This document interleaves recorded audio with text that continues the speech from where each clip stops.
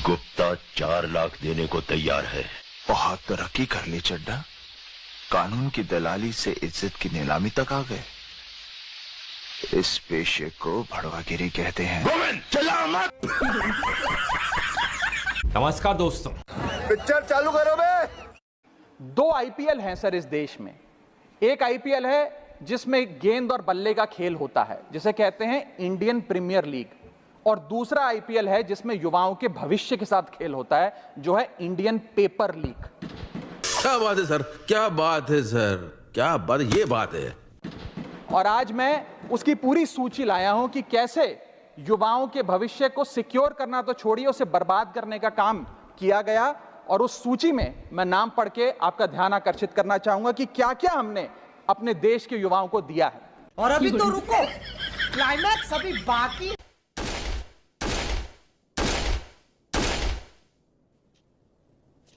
भाई ये तो कोई रिस्पॉन्स ही नहीं दे रहा है। कल को अगर राघव चड्ढा गोमूत्र पीने और गोबर खाने का फायदा गिनवाने लग जाए तो हैरान मत होना, क्योंकि राघव चड्ढा बीजेपी ज्वाइन कर चुका है। बात तो सही है। ये वही राघव चड्ढा है जो साइंस का बात करता था। संसद में जब वो बात करता था तो एआई टेक्नोलॉजी साइंस का बात करता था, डेवलपमेंट का बात किया करता था। और पॉडकास्ट में जब उससे पूछा गया था कि आप धर्म जाति वाति ये मान रहे हो, जो भी हमारे देश में ये फैला हुआ है, तो ये आप मान रहे हो, तो वो बोलता था कि ये बीजेपी का फैलाया हुआ प्रोपोगेंडा है। अच्छा, लेकिन अब वो बीजेपी में ज्वाइन हो चुका है और कल से वो आपको गोमूत्र पीने का, गोबर खाने का, आरएसएस का, बजरंग दल का, हिंदू रक्षा परिषद का, इन सब का फायदा गिनवाना शुरू कर देगा। अच्छा। राघव चड्ढा के बीजेपी में जाने के बाद इंस्टाग्राम पर उनके 2.5 मिलियन से ज्यादा फॉलोअर्स गिर गए। हालांकि फॉलोअर्स उतने नहीं गिरे जितने पिछले साल राघव चड्ढा अपनी आंखों का इलाज कराने के लिए लंदन गए थे। ये लंदन का डॉक्टर भी अजीब है। बताइए, चड्ढा का इलाज पिछले साल किया और साफ दिखना उन्हें अब शुरू हुआ। नहीं, ऑन सेकंड थॉट्स डॉक्टर अच्छा ही होगा, क्योंकि उसने इलाज तो सिर्फ राघव चड्ढा का किया था, लेकिन उसके साथ साथ 6 और लोगों को भी साफ साफ दिखने लगा। कुछ तो मजबूरियां रही होंगी, यूं ही कोई बेवफा नहीं होता। लेकिन मैं आपको कहना चाहता हूं कि आग जब लगेगी तो बहुत दूर तक जाएगी। राहत इंदौरी साहब का एक बड़ा महत्वपूर्ण शेर है। क्या? अगर खिलाफ है होने दो, जान थोड़ी है, ये सब धुआं है, आसमान थोड़ी है, लगेगी आग तो आएंगे कई घर जद में, यहां सिर्फ हमारा मकान थोड़ी है। लेकिन जब आपके घर में आग लगेगी, आम आदमी पार्टी आपके साथ खड़ी होगी, मैं आपको विश्वास दिलाता हूं। अरे रुको जरा, सबर करो। We, the 2/3 members of parliament of the belonging to the Aam Aadmi Party in Rajya Sabha, exercise the provisions of the Constitution of India and merge ourselves with the BJP. हम बीजेपी में विलय करते हैं।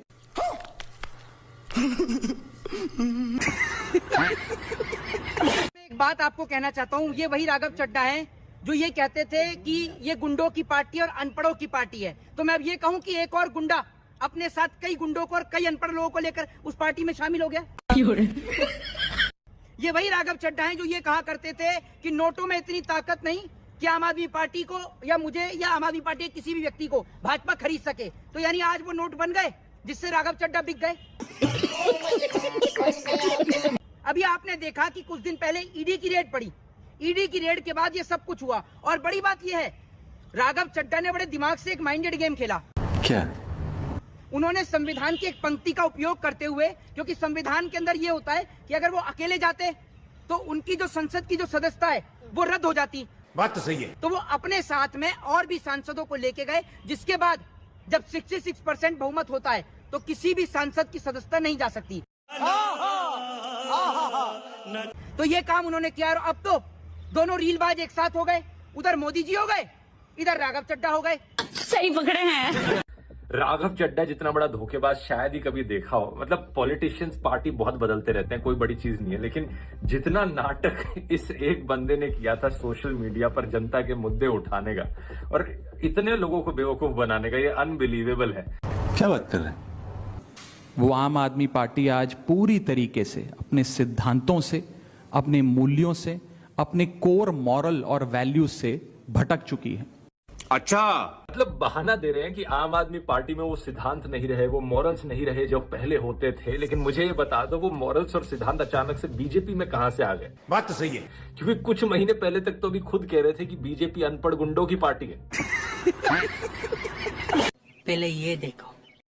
और मेरा ये मानना है कि बीजेपी एक गुंडों की पार्टी है, अनपढ़ गुंडों की पार्टी है। वो सिर्फ गुंडागर्दी करते हैं और पेट्रनेज देते हैं गुंडों को। और कुछ टाइम पहले ये भी कह रहे थे कि मुझे तो कोई खरीद नहीं सकता। क्या बात कर रहे हैं? आज तक वो रकम नहीं बनी, मैं साफ तौर पे कहना चाहता हूं, आज तक वो रकम नहीं बनी और वो शख्स पैदा नहीं हुआ जो राघव चड्ढा को, आम आदमी पार्टी को या अरविंद केजरीवाल को खरीद ले। मैं साफ तौर पे अपने विरोधियों को कहना चाहता हूं। कौन है ये लोग? कहां से आते हैं? मतलब राघव, झूठ बोलने की भी हद होती है। एक्सेप्ट कर लो कि तुम एक नंबर के कायर हो। आज के दिन सबको पता है कि तुमने पार्टी इसलिए बदली है क्योंकि ईडी और सीबीआई का डर दिखाया जा रहा था। अशोक मित्तल का ही केस देख लो, तुम्हारे साथ जो 7 लोगों ने पार्टी बदली है, इनके ऊपर 10 दिन पहले ईडी की रेड हुई और आज 10 दिन बाद इन्होंने पार्टी बदल ली। ये जितने नेताओं के नाम मैंने पढ़े, विपक्ष के नेताओं के, इन्हें बुलाकर बोला जाता है कि भारतीय जनता पार्टी ज्वाइन कर लो। अगर भारतीय जनता पार्टी में शामिल हो जाओगे तो आप पर कोई मुकदमा नहीं होगा, आपको बाइज्जत बरी कर दिया जाएगा, और अगर नहीं शामिल होगे तो पकड़ के जेल में डाल देंगे। ये बड़ी अच्छी बात कही आप। लेकिन राघव जैसे लोगों के बारे में समझ में नहीं आता। अगर तुम्हें इतना ही डर था फर्जी केस में जेल जाने से तो पॉलिटिक्स छोड़ देते, कम से कम लोग रिस्पेक्ट तो करते। बात तो सही है। लेकिन अब जितनी रिस्पेक्ट कमाई थी, जितनी फॉलोइंग कमाई थी, एक ही झटके में सब गई। इसका कारण नरेंद्र मोदी है। चड्ढा जी आप तो चले गए, लेकिन केजरीवाल जी के घर में गड्ढा कर गए। वैसे भैया, गर्मियों के दिनों में सबको आम पसंद होता है, लेकिन ये चड्ढा जी का टेस्ट कुछ और है। बात तो सही है। गर्मियों में आम आदमी को छोड़ गए। वैसे जे हुआ से हुआ, लेकिन चड्ढा जी बताइए कितना में हुआ? 500 में। अरे सातों का छोड़िए ना, अपना बताइए ना कितना में हुआ? पूरे देश में लोग कह रहे हैं कि दूसरी पार्टी वाले तो यूं टूट जाते हैं। कई लोग तो ऐसे हैं, कई जगह से खबर आ रही है कि फलानी पार्टी के चुनाव के पहले ही छोड़ के उधर चले गए। अच्छा, हमारे वाले पूरी कोशिश के बावजूद न पैसे से बिकते, न ईडी के डर से छूटते, कोई तो तोड़ ही नहीं सकता हमारे वालों को। लेकिन एक सेकंड, हमने ये डिसाइड किया that we, the 2/3 members of parliament of the belonging to the Aam Aadmi Party in Rajya Sabha, exercise the provisions of the Constitution of India and merge ourselves with the BJP. हम BJP में विलय करते हैं। मिल गया जवाब। ऐसे कैसे होता है कि कोई नेता जब विपक्ष में है तो उस पर यही पार्टी बीजेपी के लोग खूब भ्रष्टाचार के आरोप लगाते हैं, और जैसे ही वो नेता बीजेपी ज्वाइन करता है वो साफ हो जाता है, उस पर सीबीआई ईडी के सारे केसेस रुक जाते हैं, इन्वेस्टिगेशंस बंद हो जाते हैं, केसेस को ठंडे बस्ते में डाल दिया जाता है। महाराष्ट्र का एग्जांपल लीजिए, उन्होंने कहा हम महाराष्ट्र में बैठे, मैं यहीं के नेताओं के एग्जांपल देता हूँ। कई बड़े नेताओं के बारे में प्रधानमंत्री जी ने खुद कहा ये तो सिंचाई घोटाले के आरोपी हैं। कहते थे ये इनको, इनकी जगह जेल में, और ये जिंदगी भर चक्की पीसेंगे। वो इनकी पार्टी में आ गए अपनी पार्टी छोड़कर, तो उन्हें बड़ा बड़ा मंत्रालय दे दिया, मुख्यमंत्री बना दिया। लेकिन एक सेकंड, माननीय प्रधानमंत्री नरेंद्र मोदी जी के नेतृत्व में जो सरकार चल रही है, उसने कई मजबूत ऐसे फैसले लिए जो आज से पहले नेता फैसले लेने से शायद डरते थे। चाहे वो आतंकवाद की जड़ें उखाड़कर फेंकना हो या भारत को विश्व की टॉप इकोनॉमीज में लाना हो। और इस नेतृत्व पे जनता ने एक बार नहीं, 2 बार नहीं, 3 बार मोहर लगाई है। हम सब अपने आप को सौभाग्यशाली महसूस कर रहे हैं कि हम माननीय प्रधानमंत्री नरेंद्र मोदी जी की लीडरशिप में और गृह मंत्री अमित शाह जी की संकल्प शक्ति के साथ जुड़कर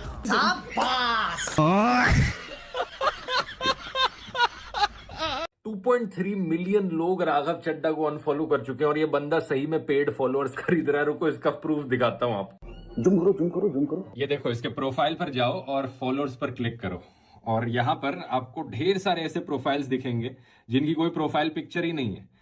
क्या बात कर रहे हैं? स्क्रॉल करते जाओ, इन सारे प्रोफाइल्स की कोई प्रोफाइल पिक्चर नहीं है और इन पे हॉवर करो, देखो इन सारे अकाउंट्स के 0 फॉलोअर्स हैं, 0 फॉलोअर्स, और ये बस 4-5 लोगों को फॉलो कर रहे हैं। ये सब के सब बॉट अकाउंट्स हैं। किसी भी एक पर क्लिक करके देखो, 3 डॉट्स पर जाओ और अबाउट दिस अकाउंट में आपको देखने को मिलेगा डेट ज्वाइन। ये सारे के सारे अकाउंट इसी महीने लिटरली 2 दिन पहले बनाए गए हैं, जब से अनफॉलोइंग शुरू हुई थी राघव चड्ढा की।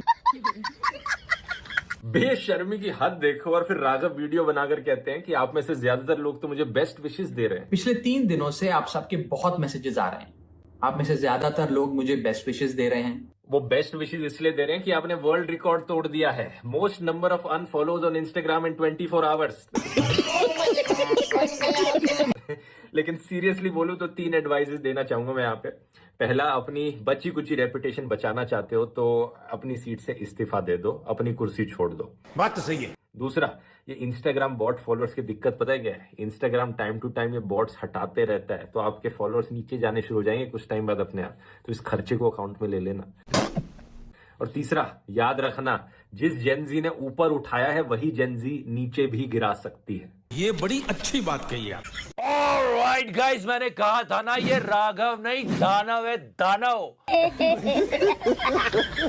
जिस समय सरकार से सबसे ज्यादा सवाल पूछे जाने चाहिए, सरकार अकाउंटेबिलिटी लेती ही नहीं है, तब इसने जाके बीजेपी ज्वाइन कर लिया।